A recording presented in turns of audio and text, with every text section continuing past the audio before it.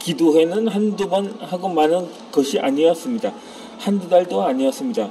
하나님이 역사하실 때까지 합심하여 기도하는 것이니 매주 기도회가 이어졌습니다. 날이 맑거나 비가 오나 사람들은 매주 월요일 밤 라이프치히의 니콜라이 교회에 모여 기도하였고 조금씩 함께 기도하려는 사람들이 모여들었습니다. 하나님의 때가 되었을 때 기도회 참석자가 폭발적으로 늘어나기 시작합니다. 1989년 9월 4일에 1,500명이 모여 함께 기도했습니다. 9월 25일에는 5,000명이 모여 함께 기도했습니다. 일반 시민들과 시민단체들이 참여하게 되면서 모이는 인원은 더 늘었습니다. 10월 2일에 1만 명, 10월 9일에 7만 명, 10월 16일에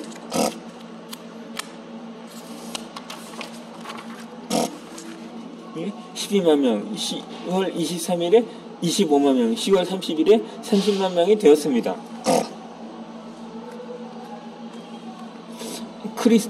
크리스티안 위러 목사가 성경 말씀 찬송, 기도가 사라진 정치적인 시위로 변질되지 않도록 막았습니다. 교회가 선동과 다툼의 장으로 예수의 발자취를 떠나고 우리와 지역사회가 그리고 국가가 교회에 대한 신뢰를 잃어버릴지도 모르기 때문이었습니다. 그 덕분에 기도회는 정치적인 시위가 아닌 합심하여 기도하는 평화기도회로 지속될 수 있었습니다. 그리고 합심 기도의 위력 앞에 동독과 서독을 가로막은 베를린 장벽이 무너졌습니다. 마침내 두 개의 독일은 하나의 독일이 될 수 있었습니다. 니콜라이 교회의 합심기도로 한국에도 영향을 미쳤습니다. 엑스더 기도운동본부, 서울기독청년연합회, 북한정예연대 등을 중심으로 서울역 광장을 포함한 수십 군데에서 합심기도를 시작했습니다.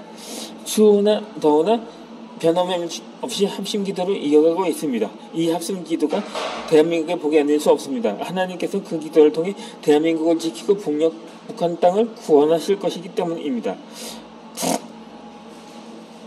국가적인 일뿐만 아니라 개인적인 일이나 가정적인 일에도 부부간에 혹은 부모와 자녀간에 마음을 모아 합심하여 기도한다면 놀라운 역사들을 경험하게 될 것입니다. 저와 제 어머니에게 있어 아버지의 변화가 간절한 소망이었다면 다른 이들은 나름대로의 기도 제목이 있을 것인데 합심하여 기도할 때 하나님께서 일하심을 보고 간증하게 될 것입니다. 만약 가족 가운데 합심하여 기도할 사람이 없다면 성도들 가운데서 기도 동역자를 세우면 될 것입니다.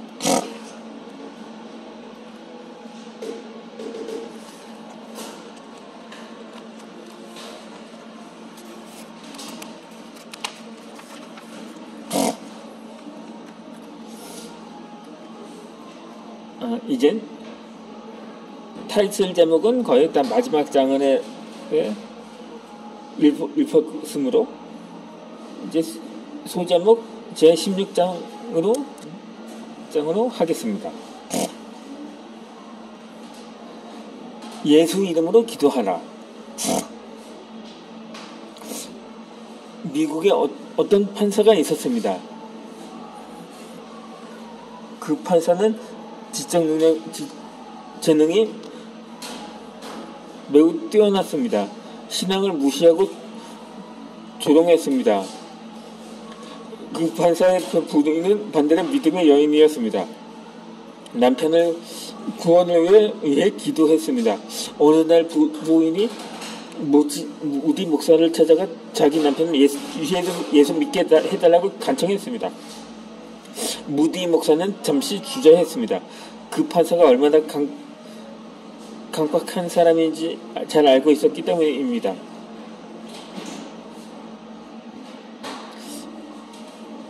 더구나 무디 목사는 학교를 다닌 적이 거의 없었는데 반해 그 판사는 똑똑하고 아는 것이 많기나 소문난 사람이었습니다. 무디는 그 판사가 자기를 무시하는 태도로 대할 것이 틀림없었는 생각이 들었습니다. 그러나 무디 목사는 부인의 간청대로 그 판사를 만나기로 했습니다. 그 판사를 만난 무디는 복음을 증거했습니다.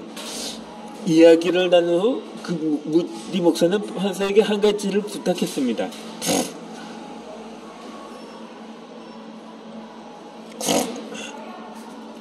만일 귀하께서 예수님을 믿으시게 된다면 나에게 알려주시기로 약속하시겠습니까? 그러죠. 만일 내가 개종한다면 신속히 알려드리도록 하겠소. 그 판사는 냉소 띈 얼굴로 말했습니다. 그러나 판사는 마음속으로는 그런 일이 결코 없을 것이라고 장담했습니다. 무디 목사는 그 판사를 위해 기도하기 시작합니다. 무디 목사는 하나님께서 판사의 마음을 열어주시고 예수님을 구주로 영접하여 구원받아 하나님의 백성이 되게 해달라고 기도했습니다. 무디 목사와 판사의 부인이 판사의 구원을 위한 기도에 하나님이 응답하셨습니다. 판사는 결국 개종했습니다. 기도하기 시작한 지 1년이 채 안 되었을 때였습니다.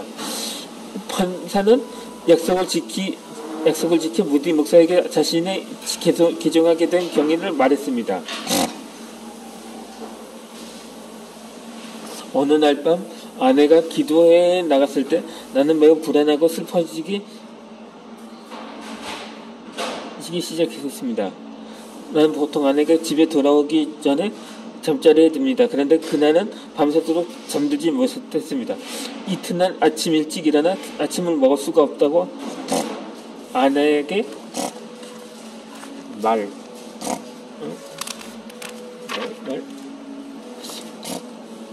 하고 사무실로 갔습니다.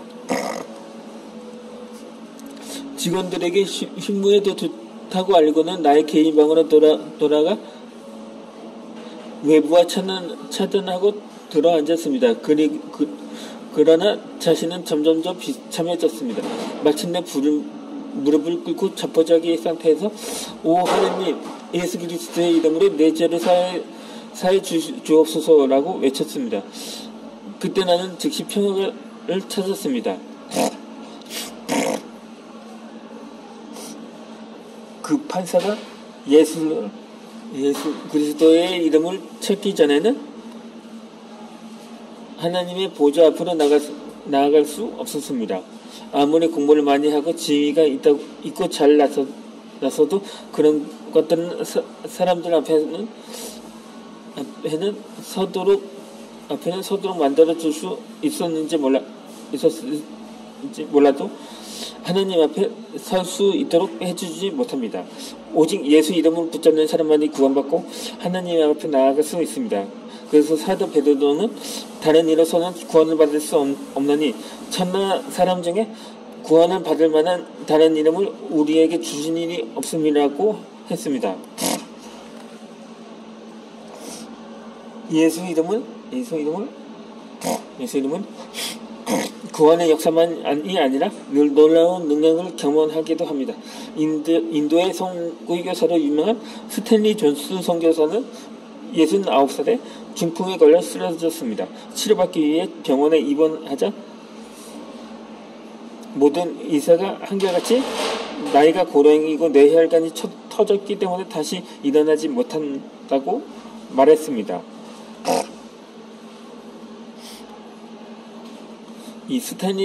그런데 존스 선교사는 하나님의 전능하신가 믿음의 힘을 믿었습니다. 선교사는 병실에 들어오는 간호사나 의사들에게 안녕하십니까 따위의 말을 하지 말라. 반드시 나를 보면 제일 먼저 스탠리 존스는 예수 이름으로 일어나라고 말하라고 부탁했습니다. 사실 스탠리 존스의 의사나 간호사들 입장에서는 괴팍한 환자였을 것입니다. 허무맹랑한 주문을 하니 귀찮기도 했을 것입니다. 하지만 스탈린 존스 선교사가 하도 완강하게 요청을 하니 의사와 간호사들이 어쩔 수가 없었습니다. 의사와 간호사들은 스탠리 존스 선교사가 시키는 대로 만날 때마다 스탠리 존스는 예수 이름으로 일어나라고 말했습니다. 그 덕분에 스탠리 선교사는 입원해 있는 동안 스탠리 존스는 예수 이름으로 일어나라고 선포하는 소리를 매일 셀 수 없이 많이 들을 수 있었습니다. 예수 이름으로 일어나라는 선포가 반복되면서 능력의 이름, 예수의 이름이 역사를 일으켰습니다. 스탠리 존스 선교사의 상태가 너무 안 좋아서 도저히 고칠 수 없다던 그 병에서 깨끗하게 고침을 받았습니다. 69살의 늙은 선교사가 보양 고침을 받은 뒤 다시 인도로 돌아갔습니다. 그 후로 또 20년 동안 선교사로 사역했습니다.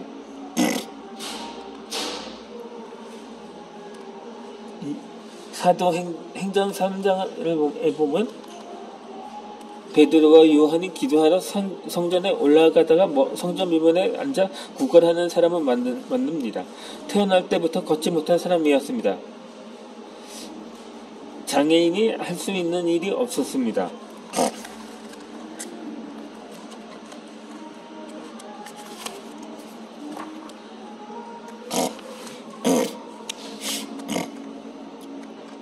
없었던 시대였습니다.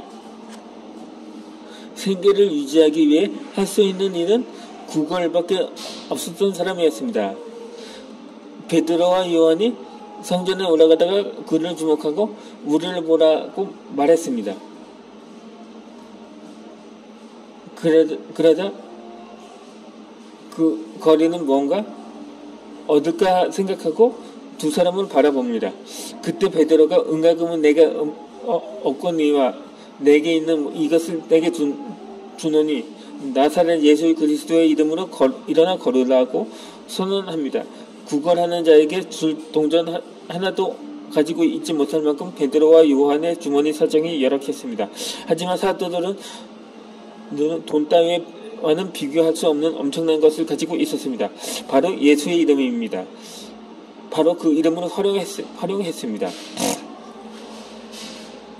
베드로가 예수의 이름을 외칠 때 즉시 놀라운 역사가 일어납니다. 날 때부터 걷지 못하던 사람의 발과 발목에 힘이 생겼습니다. 일어설 수 있게 되고 뛸 수 있게 되었습니다. 이리저리 왔다 갔다 해보다가 성전에 들어가 걷기도 하고 뛰기도 하며 하나님을 찬송하기 시작했습니다. 그 모든 백성이 그 거리인이 걷는 것과 하나님의 찬송함을 보았을 때 그 거리인이 본래는 성전 미문에 앉아 구걸하라는 바로 그 거리인인 줄 알아보았습니다. 그래서 그 거리인에게 일어난 일 때문에 심히 놀랍게 여기며 놀랐습니다. 예전에 비하면 오늘날에는 멋진 교회 건물이 많습니다. 성도들의 교육 수준도 무척 높아졌습니다. 경제력이 좋은 사람들도 많습니다. 사회적인 지위와 배경에 있어서도 성도들의 수준이 세상 사람들에 비해 결코 떨어지지 않습니다. 장관이나 군 장성, 국회의원이나 고위직 인사들의 상당수가 기독교인입니다. 이처럼 예전에 비해 모든 것이 나아졌는데 정작 교회는 무기력해졌습니다. 교회가 왜 무기력해졌을까요? 영적 능력을 잃었기 때문입니다. 예수 이름의 권세를 제대로 활용하지 못하기 때문입니다. 초대교회는 위협을 받은 상황에서도 기도합니다. 그 기도의 내용이 사도행전 4장에 나옵니다.